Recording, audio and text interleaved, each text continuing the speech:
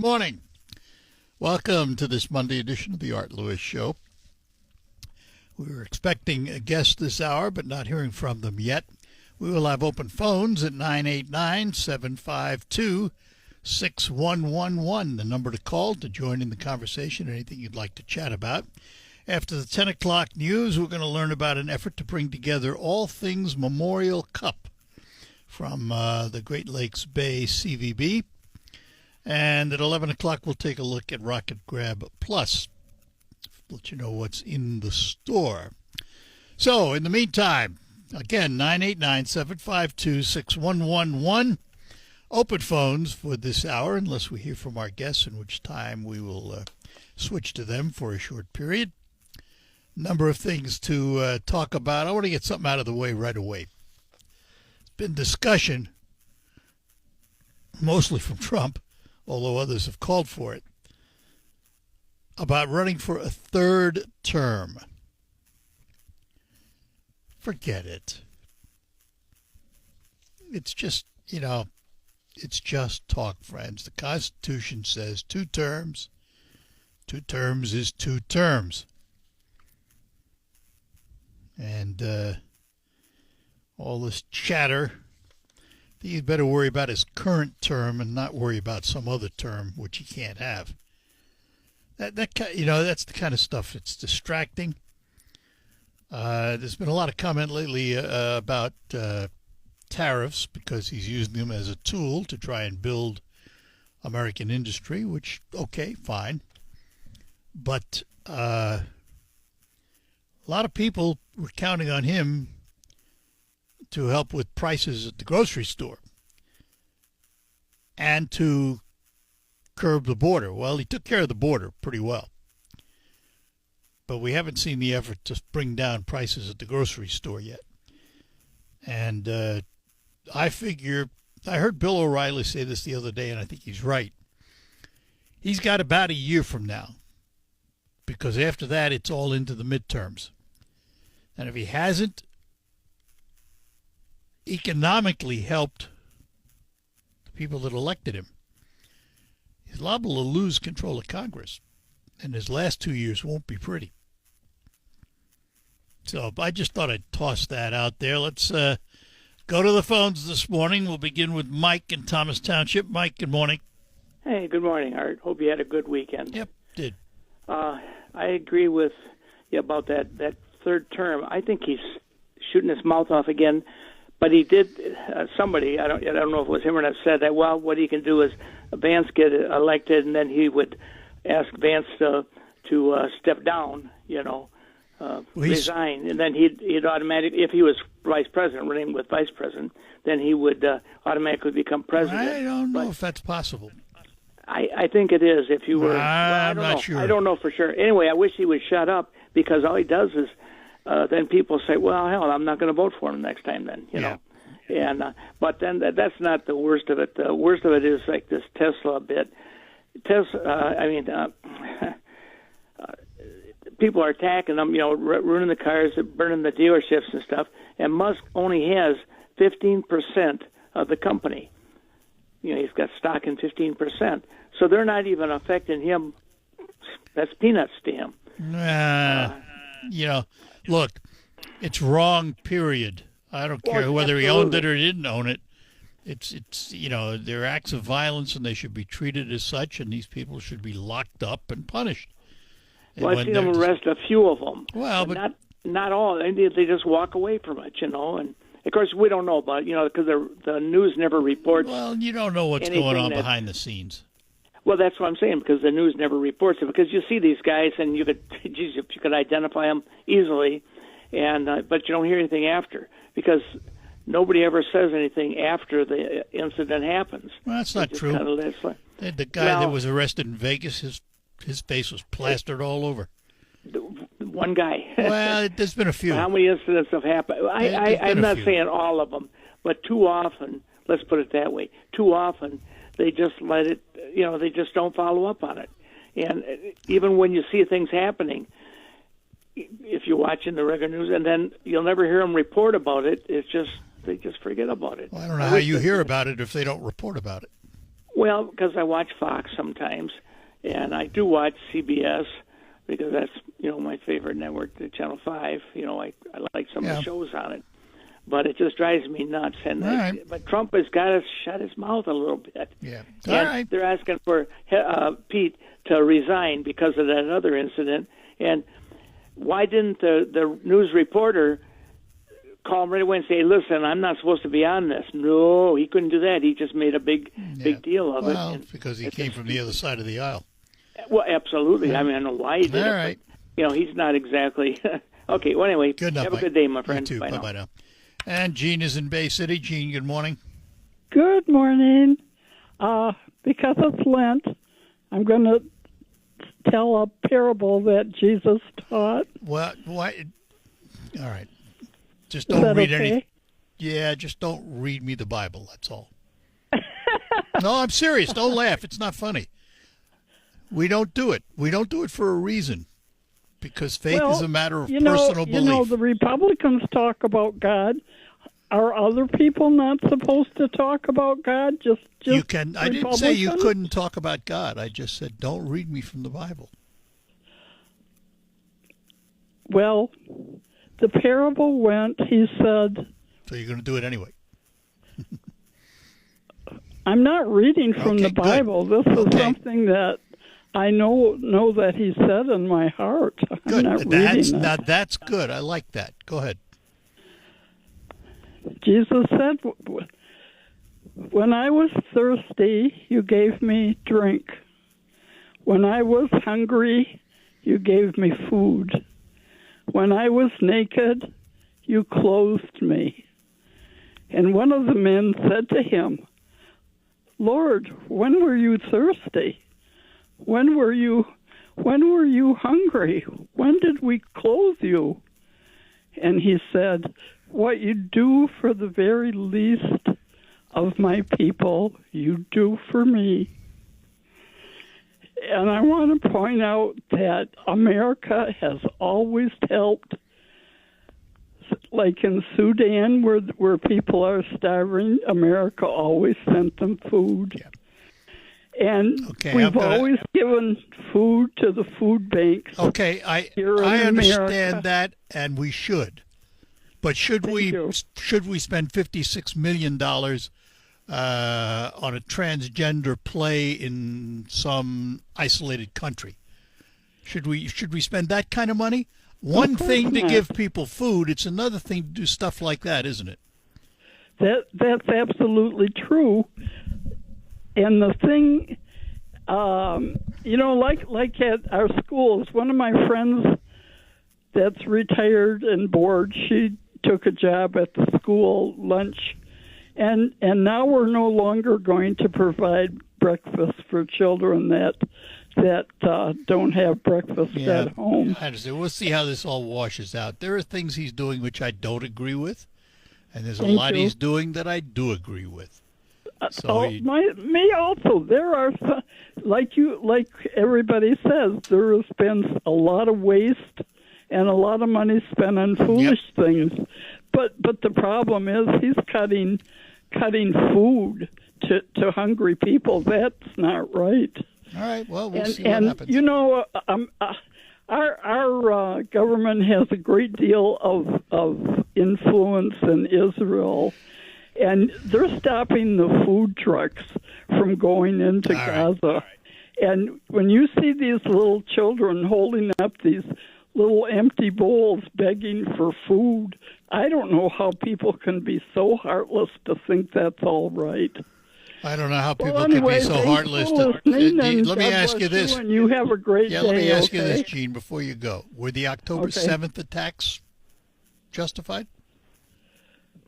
I'm sorry, say that again. Were the attacks that the Palestinians did on the Jews in Absolutely October? not. And, okay. As much as I dislike guns, I've often thought, people at that music concert would have had guns on them, had a permit to carry a gun. A lot of that might not have wanted to happen. All right. So. Gotcha. Thank you for listening. God bless you. Bye-bye. Russ, hang on. You'll be next. Russ and Scott coming Welcome up. to retirement now.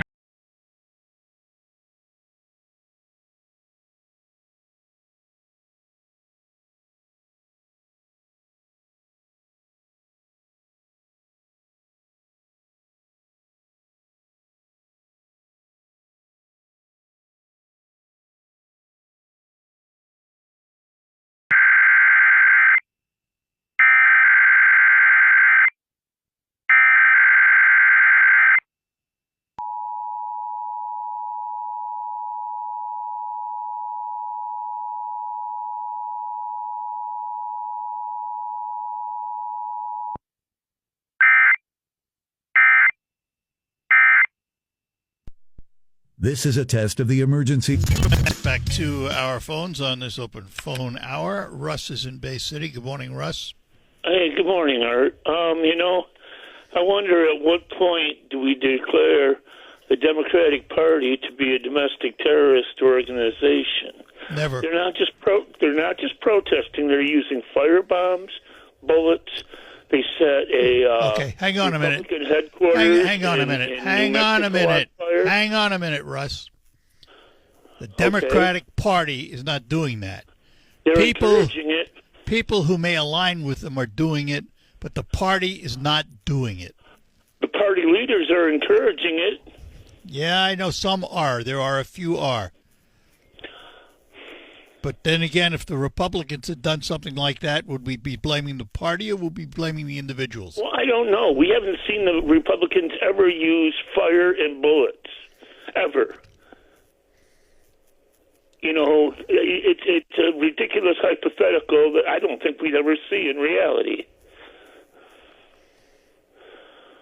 All right. Well, listen, I'm telling you, it's not the party. There may be members. There may be members of the party that are encouraging it, and I would not disagree with that. But it's not the Democratic Party. Okay. I disagree. I don't see that's how fine. This isn't the party. I mean, especially when you got AOC, who's the particular head of the Democrat Party right now, encouraging this behavior. She's not some have claimed she's the head. I don't think she is. Well, I mean, I see her. She's and a Bernie. mouthpiece. Who else do you see Yeah, leading she's a it? mouthpiece right now. She and Bernie Sanders are the mouthpiece. Doesn't make them the head. Right. It only makes them the mouthpiece. Okay. I'm just saying, this isn't right. Well, that may be. If this were Republicans doing it, there'd be hell to pay Yeah. on every broadcast out there. And that was my point. And this is just, oh, well, whatever. And some CBS even calling them protesters. They aren't protesters. These are domestic terrorists. When you go to bullets and firebombs, you've crossed. You're no longer absolutely. a protester. Absolutely, and they need to be dealt with accordingly. So I don't know why they're not arming the dealerships to fight back. You want war? Give them war. Shoot back. All right. Have a good one. You too. Bye-bye now. And Saginaw, we find Scott this morning. Morning, Scott. Hey, morning, Art. I wanted to comment about the caller who wanted to talk about Jesus. Yeah, he was talking about feeding the poor, but unfortunately, most Christians don't understand the actual scripture. If we read the parable about Jesus at the well with the woman from Samaria, Jesus himself said, I have real food and real drink. What he was referring to, Gene, about feeding the poor is giving them the gospel. This is what the Christians believe, because food is for the stomach, and you pass it, and you could die the next day. But the gospel, if you get it, you can live forever. So, Gene, understand your scripture before you start telling people how to live their life. I'll leave it at that. But I would like to say something here. It seems kind of funny here when the Republicans say, let's lock up the illegals. That's called hate speech or racist. But when Democrats use the Nazi sign, that's called free speech. January 6th, with Republicans, they were called insurrectionists. But as your last caller just was alluding to, burning Teslas is called free speech. Yeah. Isn't that something? Well, and it's not free speech. That's violence. That It should be. is. It's violence, and it should be treated as violence, and those arrested should be prosecuted to the fullest extent of the law. No question about it. Oh, I agree. I agree. Yeah, and we got the right people in there to do the job this time around. Yeah, we should see a difference. Well, I hope so. I hope so. I agree. I hope we do. But all right, Art, I'll leave it at that. Good enough. Thanks. Take care. All right, Bye-bye bye. now. And we go to Midland, and we'll talk to Tim this morning. Tim, good morning. Good morning, Art. How we doing? We're doing well, thanks. Hope you are. Great. I was going to talk about first. I was going to talk about Trump and his rhetoric about the third term. Yeah. And I'm just this is so silly. I mean, dude, you're 3 months into it, and I'm starting to remember why I dislike this guy. Just like shut your mouth and do your job. So Well, that's I'm just wondering how the right wing is going to spin this too. That hey, don't worry about it. You know, Sean Insanity. How can he spin this one? And Laura Dingbat. How can they spin this thing to make? Oh, don't worry about it. It's nothing. It's just rhetoric talking. What if a Democrat said that? Can you even fathom if a Democrat said that? Same thing.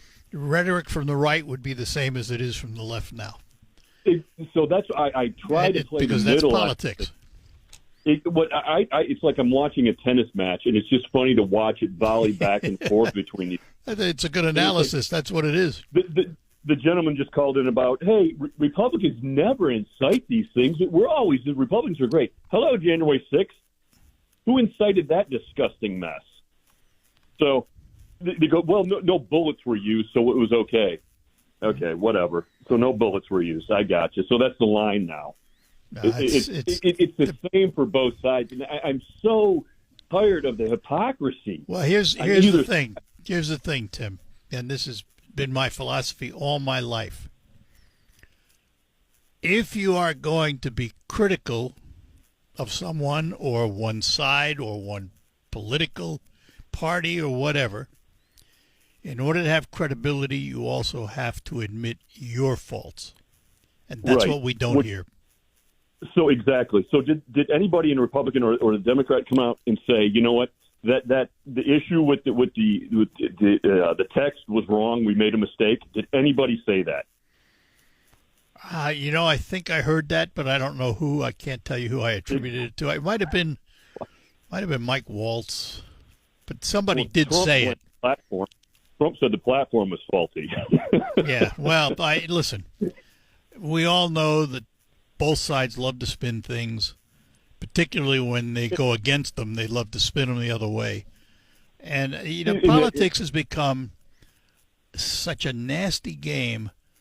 I keep asking myself, who in the world would want to be a politician today? Egomaniacs. I guess. That may be true. That's all you want. That's it. I mean, a sane person that isn't an egomaniac doesn't want anything to do with that job. I spent my time in the Beltway. I used to live up there. It's a disgusting group of people that are so indulged in themselves. And the thing is, they don't really understand that you exist here. You're a hayseed mouth breather in Michigan, and you really don't know anything. So just go about your business. I've also said for years, the farther we send them from home, the smarter they think they get. So yeah. So point being is, like, I wish people would more take a step back and look at things. Go, is this right? Hey, burning Tesla is terrible. It's terrorism. I agree, it's terrorism.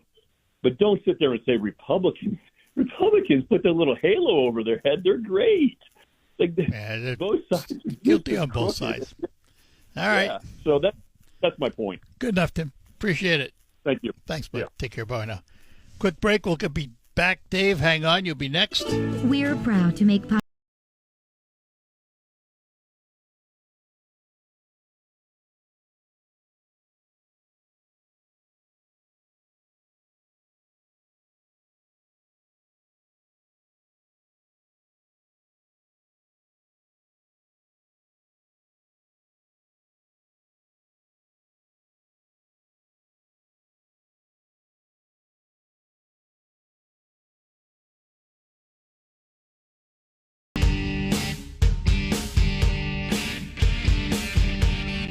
All right, we're back with you here on WSGW, the Art Lewis Show, and Dave is in Saginaw. Dave, good morning to you.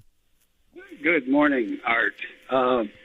Wonderful. The conversation, both sides that you just had with that other gentleman, and your your intellectual prowess is noted.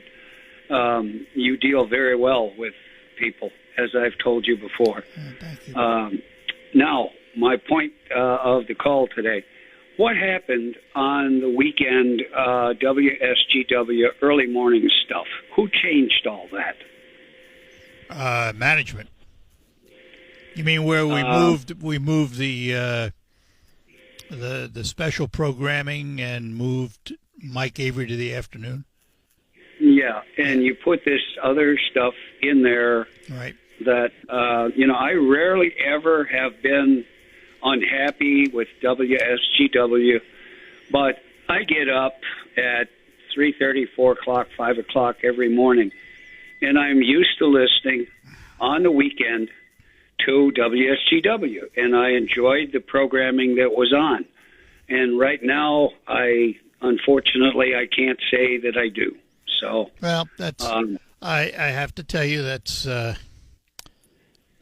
all part of this business, because there's an old adage, can't please everyone all the time. Right. They made the changes for business reasons and audience reasons, and actually I have to tell you, those programs do very well. Well, that was going to be my question. Yeah, they do very well. Have you had feedback on it? Apparently you have. Very good feedback, yes. Okay. Well, then obviously I am in a very minuscule minority. Oh, it's a matter of, listen, there are things I typically listen to radio when I'm in my car, and so do I. Sometimes at home. And there are things that I don't like to listen to, and I'll change the station. I mean, that's me, and that's my taste, I don't fault anyone for not liking something, because it's, like I said, can't please everyone all the time. Doesn't happen. Well, you guys please me 99% of the time, so right. I'm very, very happy with that. We'll allow you that 1%. Okay, thanks a lot. All right, Dave, thanks for calling. Thanks for listening. Sure. Bye-bye. Sure. Bye. All right, line's open for you, 989-752-6111.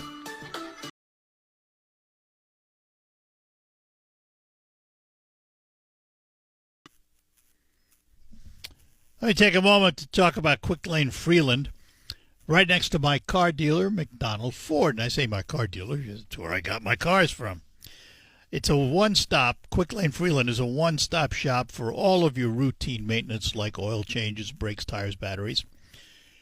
And remember, they're not just Fords. They work on all makes and models of cars. You name it, they'll work on it, keep them in tip-top shape. But when you are ready for tires, as you've heard me tell you, Quick Lane Freeland is selling tires at just $5 over cost.